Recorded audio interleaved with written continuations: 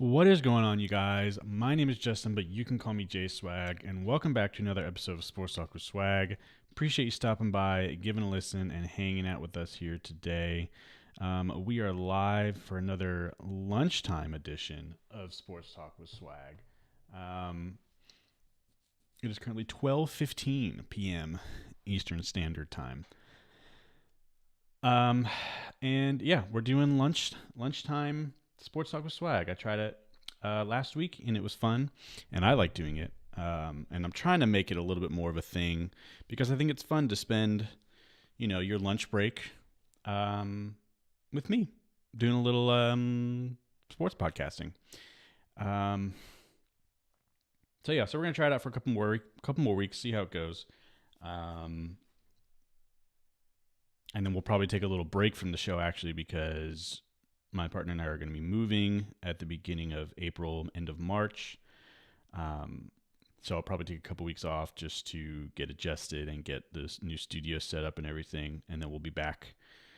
But yeah, so today we're talking NBA, the All-Star game. It's not for another 2 or 3 weeks. It's March 7th, Sunday the 7th. But the starters were announced last week, and then last night, the reserves were announced. So we're just going to kind of break it down, go through each person, the starters and the reserves, kind of state their case as to why they should or shouldn't be on the team, and then see who was left off, kind of address some of the complaints that people have about different All-Stars. But yeah, and then we'll have you on your way to get back to the rest of your workday. So yeah, without further ado, let's kind of hop right into it. So I guess to kind of start us off with a little bit of context, for those of you who are unaware or may have forgotten, this will be the second year now in the new All-Star Game format, and I believe the fourth or fifth year now with the new kind of formatting for the teams and how they're selected and drafted and stuff. So the old version was just a mix of fan voting, media, and coaches and players themselves, and it still is like that.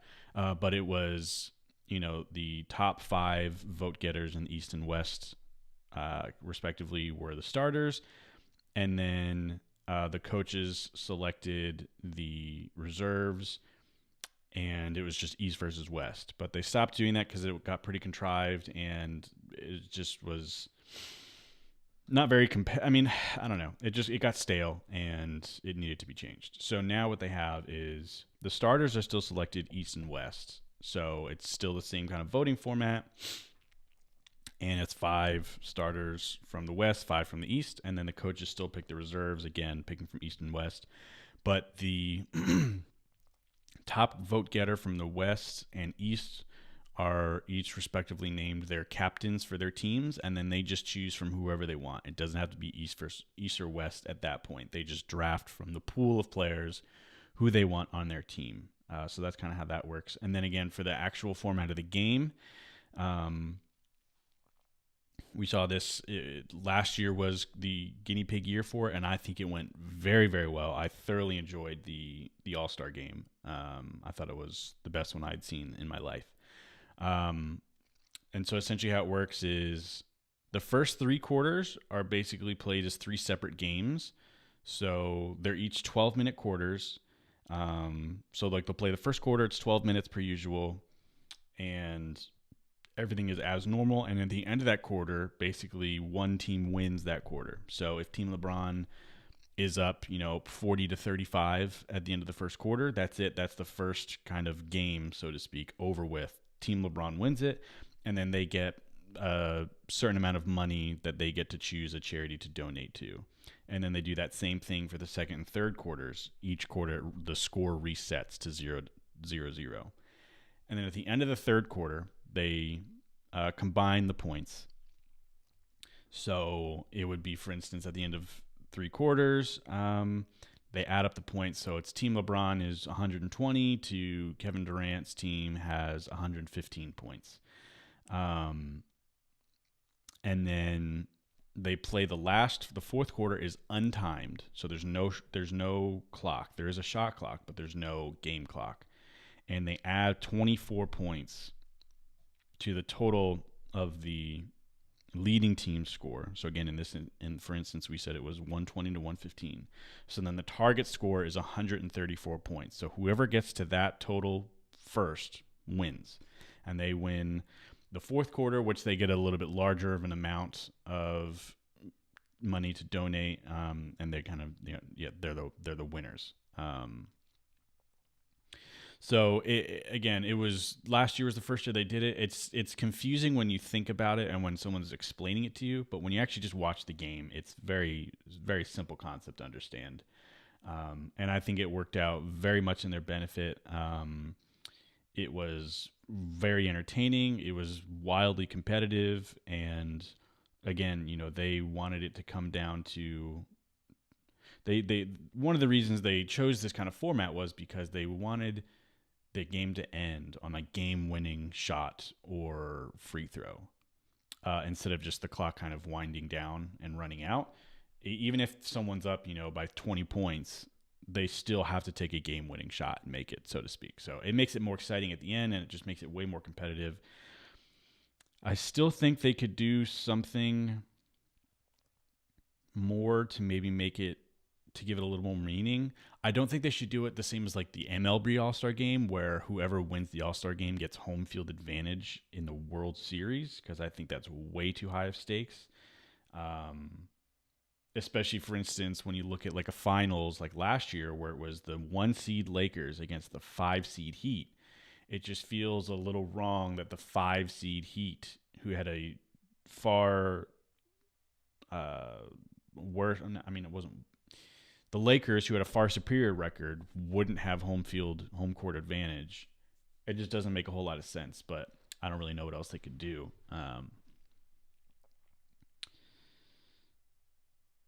Yeah, I don't know, but I just think I do think this already does add to the stakes though, and make it more worthwhile and competitive.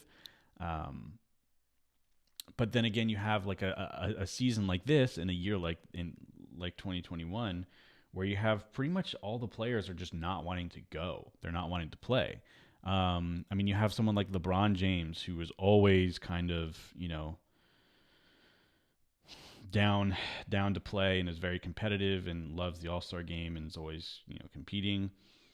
Yeah, he even said, he's like, I don't want to do it. I don't have the energy for it. I have zero desire to go. I wanted to just spend this time off with my family, but instead now I have to spend it in Atlanta, playing the All-Star game. Because that's another thing you can consider too now, is the All-Star game itself is taking place in Atlanta, and there's very high restrictions for who the players can bring to the game and like to that kind of weekend. So, it's just more time away from family and friends for these players, which I get it. It's tough, and it's already on a very truncated off season, and this season has already just been wild with everything with COVID. So I don't blame them for not being too excited for it, but hopefully we'll still get a relatively competitive game. I think we'll still have younger players in it who aren't really settled into their lives, so to speak. And I don't mean that as a detraction. I just mean like they don't have like a partner and kids and like a whole family to necessarily worry about, where maybe they'll give a little bit more in it. I don't know. But at the end of the day, that is the deal. And then so the other thing as well is that to also try to limit COVID exposures and all that stuff, instead of it being a whole weekend, it's just going to be one night. So typically it's Friday night, you have the Rising Stars game, I think that's what it's called now, Rising Stars Challenge, where it's first and second year players, and it's Team USA versus Team World. And that's always exciting to watch. I like watching that. And then you also have the Celebrity All-Star Game, which is I'll usually watch a couple minutes of it, but outside of that, it's not super exciting to watch. And then Saturday night is when you have the skills competition, the 3-point challenge, and the dunk contests. And then Sunday night, you just have the All-Star Game. But instead, they're putting that all together. And so there's no Celebrity All-Star Game. There's no Rising Stars Challenge, which is a bummer, especially for those guys who would have been competing in it this year. And then instead, it's, I believe, I think I have it written down here. So the skills competition is first, starting at 6:30 p.m. Sunday night. Then directly following that is the three-point contest. And then directly following that at 8 p.m. is the All-Star Game. And then at halftime of the All-Star Game is the dunk contest. So it's going to be a lot. I don't know how that's going to work. I mean, I know a lot of people are going to be excited that it's just all in one kind of chunk and they don't have to worry about like 3 different nights of being home and watching TV and stuff like that. But it's a lot all at once, and I don't know how they're going to do it timing wise. Like, that's a very strict schedule you have to stick to. And now also the dunk contest being at halftime also worries me for being like oversaturating, if that makes sense. For instance, like, I have a lot of experience with stuff like this with the wrestling industry where, you know, if it's at WrestleMania, for instance, and it's, you know, their Super Bowl, and you have like you have a big match that everyone's really excited for, and it's going to be 25 minutes. I mean, you don't know this going into it, but it's going to be, you know, competitive and a great match. You typically want to follow that up with one that's a little bit less intense to give people a chance to calm down and get, you know, their wits about them before going into another huge match. You don't just put them all next to each other. Same with this, where I just wonder if having the All-Star Game following the three-point contest and skills challenge, and then immediately you have halftime and it's the dunk contest, which is typically everyone's favorite thing of the weekend, and then you have the second half of the All-Star Game. It's just going to be a lot, and I just worry that people are going to be exhausted by the end of it. And like the second half, I'm talking in terms of fans. In the second half, people are just going to be like so wiped out, they're just not going to care and they're going to lose viewership. So we'll see. Rohan Gaming says hello, thanks for checking out the show. If you guys didn't know, listening to the audio form, we are always live on YouTube and now Instagram for every episode that we record, so you can always come and hang out with me and chat. So hello, Rohan, how are you doing? So that being said, that's kind of the background info on the All-Star Game. Hopefully that helps give a little context to everyone and for people who didn't know. Now let's kind of break down and get into the nitty-gritty of it with the actual teams. So the two captains are going to be LeBron and Kevin Durant. The past couple years, it's been LeBron has been the captain every year for whatever conference he's in. And then it was Steph for a couple of years until LeBron moved over to the West, and then it was Giannis, been Giannis since then. But now with Kevin Durant back, he is the second captain. So just a little stats. LeBron, again, captain of his own team, averaging 26, 8, and 8 this season, and Kevin Durant, the other captain, averaging 29, 5, and 7 this season. So I think both of them are very much deserving of their respective captain positions. I don't think anyone is really complaining about that, so we don't really have to talk about that at all. All right, so then the starters, it's going to be 4 from the East, 4 from the West. So for the East, or the ones coming out of the East, you have Giannis averaging 29, 6, and 12, and this is going points, assists, rebounds, just so you know. Bradley Beal averaging 33, 5, and 5. He's currently leading the league in scoring. Embiid at 33 and 11. And Kyrie at 27, 6, and 5. And then coming out of the West, you have Steph averaging 30, 6, and 5. Luka averaging 29, 9, and 9. Jokic averaging 27, 8, and 11. And Kawhi averaging 27, 5, and 6. So really, I think the only issue here that I had and that people in general have had with this is Luka being a starter coming out of the West. I think a lot of people were expecting it to be Damian Lillard, and that is kind of the double-edged sword of fan voting still being a thing and still holding the majority for the starters. So again, I think it's 50% is fan voting, 25% is media, and 25% is the league itself. So yeah, Luca had a lot of fan votes, but when you look at the media and uh, league votes, Damian was very far ahead of Luca, but it was just he had so many more fan votes because people just love him, and he's also getting a big international pull from being from Slovenia. Um, that he was named a starter, and he was even asked about it, and he said himself, he's like, I think Damian should be starting above me. I think he deserved it more. So even when you have someone like that saying like I shouldn't be a starter, I think that just kind of shows the flaws in the system, and they've been trying to tweak it for a while, and they keep changing kind of the weights of it because it used to just be 100% fan voting, which thank God that's not a thing anymore because like Alex Caruso would be like starting. Um, so it's getting there. I just think they need to make it like 50% league, 25% media, 25% fan. I think that's the fairest you can make it at this point. But yeah, outside of that, Giannis is still averaging MVP numbers, but at this point, I think we're already getting to the point where people are getting bored of him and his greatness. I mean, people will have the complaints they do about his game, but that's neither here nor there. He's still an incredible player. Bradley Beal, rightfully, finally getting to start on the All-Star team. I mean, he's leading the league in scoring, and he's just doing what he's been doing the past 2-3 years, but for whatever reason, he hasn't gotten that respect he deserves for being an All-Star, but he's finally getting it this year. Joel on track to potentially win MVP this year. Obviously, well-deserving, leading that 76ers team quite nicely.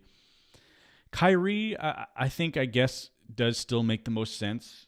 I think maybe you could have voted Harden over him for that final starting position, but at the end of the day, it doesn't really matter. It's just a starting position, and you knew Harden was going to get on the All-Star team regardless, so it wasn't a huge deal. And then in the West, yeah, Luka. Outside of that, everyone else makes sense. They're all doing their thing. So in terms of the reserves, and again, these are chosen entirely by the coaches, which I like. The reserves coming out of the East, we have Jaylen Brown averaging 26, 4, and 6. James Harden averaging 25, 11, and 8. Zach LaVine, a first-time All-Star, averaging 29, 5, and 5. Julius Randle, another first-timer, averaging 23, 6, and 11. The Knicks finally getting another All-Star outside of Carmelo Anthony. Ben Simmons, averaging 16, 8, and 8. Jason Tatum averaging 26, 5, and 7. And Nikola Vucevic averaging 24, 4, and 12. So with these reserves, I think they're all very deserving. I think the one that jumps out the most for people is probably going to be Ben Simmons if they're just looking at statistics because he's only averaging 16, 8, and 8. And people are going to say that Domantas Sabonis deserved that spot over him, and maybe he does, but you can't just look at statistics because, he's one of, if not the best defenders in the game right now. I mean, he's definitely the best perimeter defender in the NBA right now. And he's just a lockdown defender, and on top of that, he's a good all-around player. Not a great scorer, but averaging 8 rebounds, 8 assists, and they finally have him playing point guard.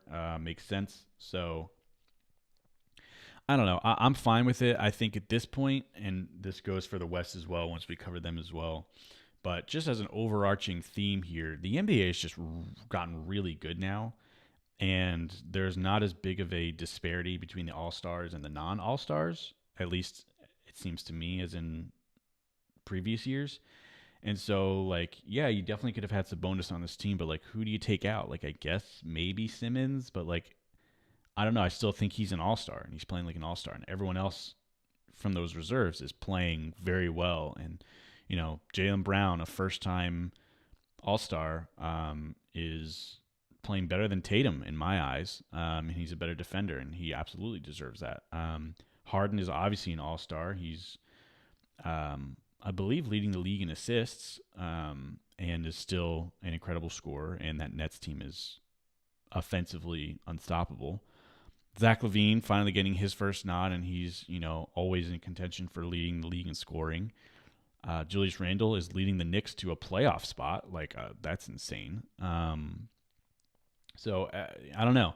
It's just tough. Like, all these people are going to complain, and they're going to say, oh, this person got snubbed. This person should be on there. But they're never going to say who they would remove from the All-Star team. So at the end of the day, it's just luck of the draw, and it's still at this point is a relative popularity contest, and Sabonis just doesn't have enough fans at this point, I guess. So anyways, the reserves coming out of the West, starting us off, Anthony Davis, averaging 23, 3, and 8. And at this point, I believe he's most likely going to be replaced because he's injured and he's supposed to be out for, I believe, still a couple more weeks. So I doubt he's going to be back in time for the All-Star game. So he'll most likely be replaced. And I'm not sure by who. Probably Devin Booker, if I had to guess. If not him, then I don't know. There's a lot. You could go with Christian Wood. You could go with Shai Gilgeous-Alexander. You could go with who else? Probably Jamal Murray. There's a bunch of people. So, but I still don't think he's going to end up actually playing, and his spot will be filled. Who else? Paul George, averaging 25, 5, and 6. Rudy Gobert, averaging 14, 1, and 14. Damian Lillard, averaging 30, 8, and 4. Donovan Mitchell, averaging 25, 5, and 4. CP3, averaging 17, 9, and 5.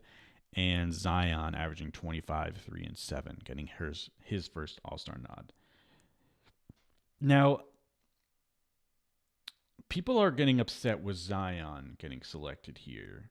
And it kind of ties into this overarching theme that I've seen this entire season of people just like being over Zion and just kind of being done with him and thinking he's not good, thinking he's washed, he's a bust, and the NBA is just doing everything they can to get him on the All-Star team and get him TV time and all this stuff. And I truly don't understand it. First of all, he's averaging 25 points, 3 assists, 7 rebounds. So when you look at that, it's similar and better in some other fashions of a stat line compared to Anthony Davis. And it's better than, Donovan Mitchell. It's better than who else could you say? It's basically the same as like Jason Tatum. It's better than Jaylen Brown. It's better than Zach LaVine. It's just like, I don't know. It's tough. Like when you just look purely at statistics, he's averaging those. But on top of that, he has a 62.3% effective field goal percentage, which is ridiculous. He's got a 26.6 PER, and he's got 4.1 win shares so far this season. And again, if you can compare and contrast that with Anthony Davis, who's averaging 23, 3, and 8, he's only at 55.5% effective field goal percentage, 24.7 PER, and 3.3 win shares so far. So Zion is legitimately categorically better than Anthony Davis, but no one is questioning him being an all-star. But so many people are so done, and they're just like, oh, this is just the NBA pushing their agenda. It's rigged. They're forcing Zion onto it. Like, this is ridiculous. I don't get it. I don't understand that notion at all. And I definitely don't understand the notion of Zion just not being good, because let's not forget he's averaging those numbers playing alongside Brandon Ingram, who is their number one go-to player for sure. And I don't know. I just don't get it. Zion is a very good player. He's in his second year. He is doing things that no one has done before in the NBA, literally, especially if you're looking at statistics. He's scoring points at will. He's doing it at an insanely efficient rate, which again, no, we've not seen this kind of efficiency before from a big man like him. Um, I just don't understand the hate towards him. I really don't. I don't know if it's just like a bunch of UNC fans who still hate him because he went to Duke, or I don't even know because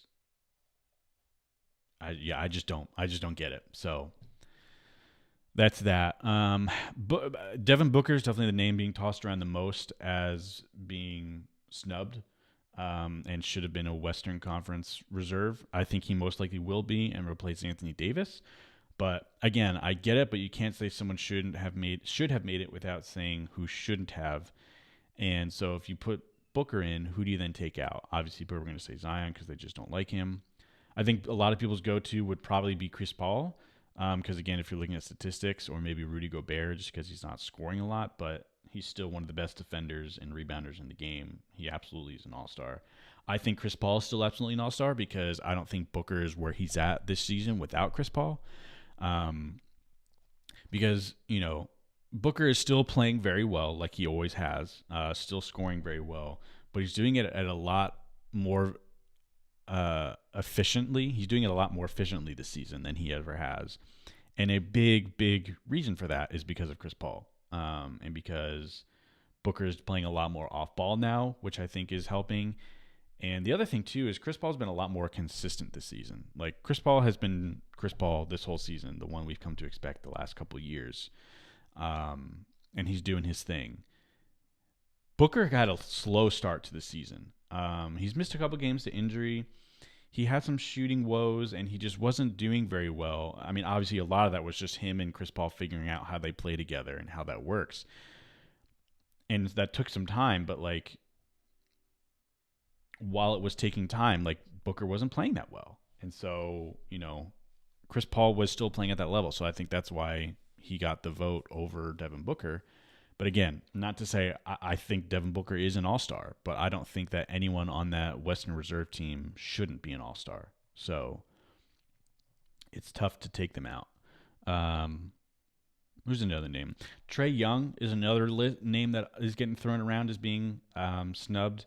He's right now averaging 27, 10, and 4, which great stat line. A talented player, but who does he replace? I just don't see anyone on that reserve team that he's like significantly better than, that he deserves the nod over.